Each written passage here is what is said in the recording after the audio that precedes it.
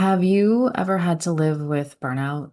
Have you ever had to go through the process of burning out in projects and life and your creative work, but you still have to keep going? You still have to go to work. You still have to maintain your relationships. And you have to deal with these feelings, these thoughts, these emotions, this fatigue, this tiredness.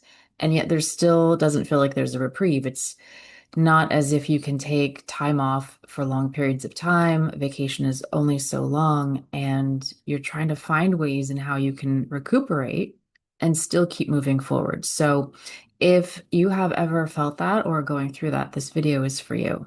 So, I've had a very extensive career in designing for Fortune 500 companies in a very professional and corporate setting, and there are very serious deadlines with a lot of money on the table. And I love taking creative projects all the time, so I would stack them up as much as possible. And sometimes I would take on way too much work. In fact, quite a lot of the time. And so I would just run into this over and over again, hungry for the work, hungry for the creative projects and desires to create all this wonderful things. And then through the production part of it till the end, there's a fatigue and there's a tiredness. And that's typical.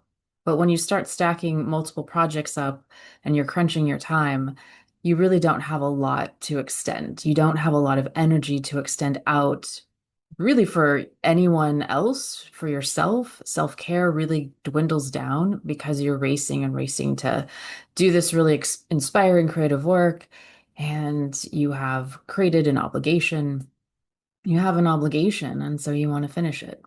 And so, what I found over the years as I've had to go through this and have just had to deal with the obligations that I committed to, the commitments that I made, the projects that I was on. How do I keep moving forward?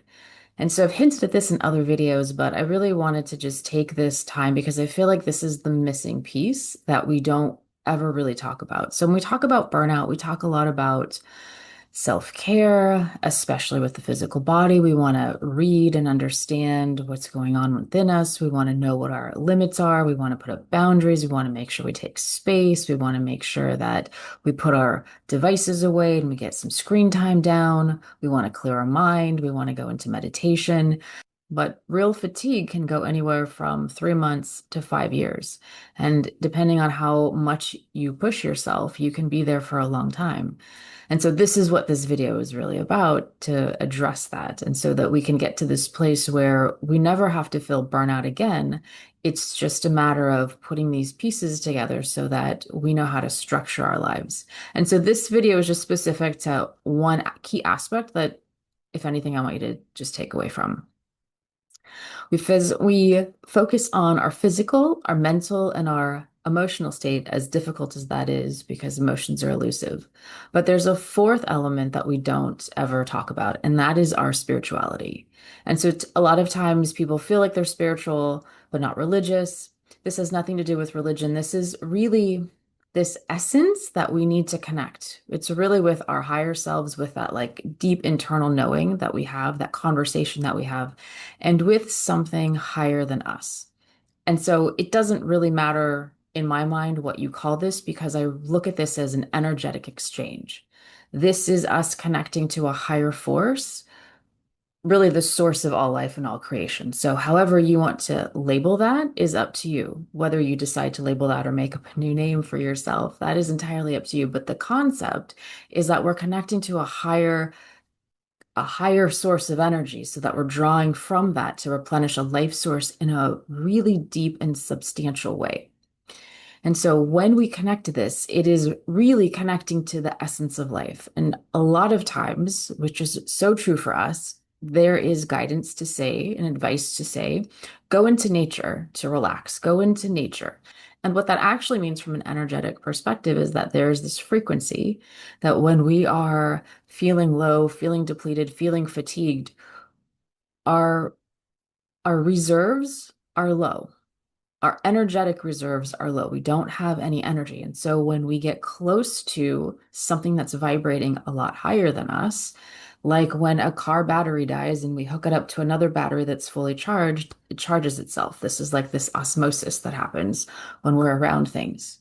And so what will happen is that we'll start to replenish through nature. That can take some time as we start to let go of things that we're holding on to, and raise our elevation.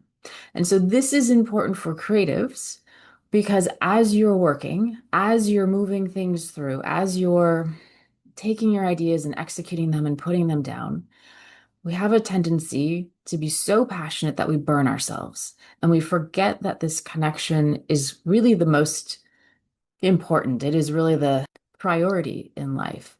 And it's the priority in life because this is the connection that you get, those sweet, beautiful, inspired downloads, those aha moments, that intuition that is able to be loud and clear for you.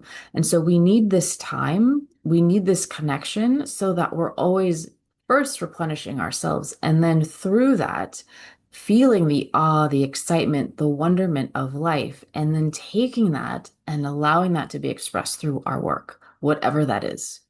And so that connection is really important because when we get too focused on the material world and we forget about this connection, this piece that is really needs to be nurtured on a daily basis, how we connect within, how we're really holding ourselves, how we're really feeling through all the trials and tribulations that are going on in the world, we cannot and should not break that connection if we want to be these inspired creatives. And so when we can replenish that, if we can connect, however that is for you, and I'm going to leave this just really open because I just want to plant the seed of the concept of the philosophy and really kind of connect the dots. So we know how important it is to connect. It's just something healthy for us on an emotional, mental, and physical relationship that we have this connection because it opens us up. But really getting into the spiritual side of it. And the spiritual side is you in union with your spirit, with that innermostness of you that is what allows you to contemplate, to experience, and then to articulate. And so if we want to keep articulating and being creative, like articulating an expression, we need to have an experience within us. And some of the best experiences are the ones where you really can feel everything, but we can't feel everything if we're burnt out. And we get burnt out because we get too caught up in the material world and we get too caught up in the executions and the deadlines and the time boxing and the productivity tasks. And then we forget, and it seems like a distraction, or it seems like I don't have time to go back to something more slow paced, something more quiet, something more where I can connect. And I think that's what's breaking in society. And it's this illusion that we're getting things done and we're being more successful, but it's really going to stem from this connection. And it's up to you, however you want to create that. Really, what we're looking for is high vibrational, high frequency spiritual text. And that could be anything, or it could be any sort of text that elevates you up, that just lets you look at life in a different way. It can be philosophy as well. It could be anything, really, but something that just really intrigues you and gets you going in life and gets you going in a way that your self-concept also gets elevated. And you're really pushing into this idea of this co-creator and this creative energy that we're connecting to and that we're always in union with. And that is really the goal, is that we're always moving through that inspired action to do things in the world for our own experience, joy, and excitement, and all that comes with it. So if you're in this place of burnout, my friend, it is something that we all go through. And the best thing I can suggest is to slow pace down and find ways that you can connect within little by little. And you take it day by day and step by step, and you just start to breathe back life into you. You breathe back your self-awareness, you breathe back the contemplativeness, the reflectiveness, and just allow. It's not to say that you have to create anything from that. It's just allowing that inner dialogue to have all the time and space it needs. Because for the most part, it might have been, not always, but it might have been shut down just a little bit because there was too much going on in the outside world. So now this is really a calling for the inner world to come and have a moment and be in the spotlight so that we can go within, make that strong connection, and then be able to just go through this beautiful ebb and flow in a natural way in our cycles where you're creating your expression from your experiences right when they happen, and you're able to take the rest and recuperate and go back to that inner world when it's time. So I hope that you got some value out of this. I hope that you can connect, and it's really very simple to help reduce burnout and to help make sure that that never happens again for you.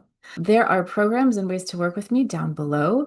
Thank you all for being here, and I'll see you next time. Take care. Bye.